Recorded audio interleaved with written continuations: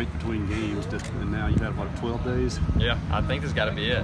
We first couple years as a reliever, you don't ever know when you're going to throw. But last year and this year, basically, you're throwing every 7 days. It's a little bit different in the postseason sometimes. And just fortunate enough to get a break like that. Not that I needed it, but it's good for everybody. I had a couple bullpens, feeling good, feeling fresh. So going to hopefully come out and give us what we need tomorrow. What's your impressions of that Oregon State lineup you're going to have to face? Well, obviously, you've seen all year they can swing. They got some really good guys. They had several first-rounders in there, but we're same thing. SEC guys, you face that day in and day out in the SEC. It's nothing different for us. Just another game. It is a big game, but it's another game. That's how we're going to approach it. That's how we're going to take it. So, try to take care of business with that.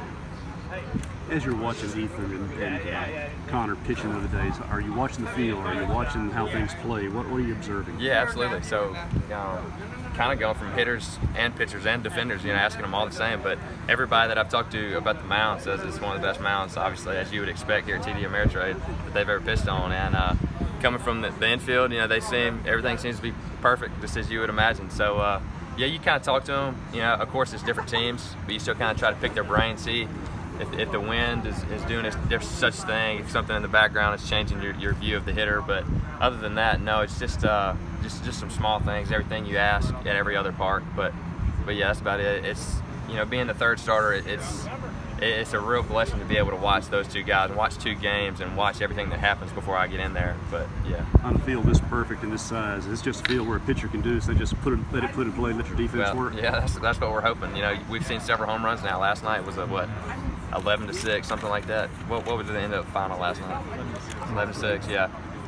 There's some big scoring games. We scored 12, so you can put some runs across the board. But yeah, just so it's kind of what all the pitchers are hoping for, hoping the wind's blown in. But that's part of the game sometimes. So, what's your excitement level like leading up to this start? I mean, you waited 5 years to get out there and take that mound. Yeah, it's I'm sure it'll be. At the moment, it's awesome. You kind of wait on that situation. I've been dreaming of since I was a kid. But like I said earlier, it's just another game, and that's how we're going to approach it, and that's how we're going to take it. Super excited to answer the question. Super excited. Get to play another game, especially here. But yeah, I'm excited.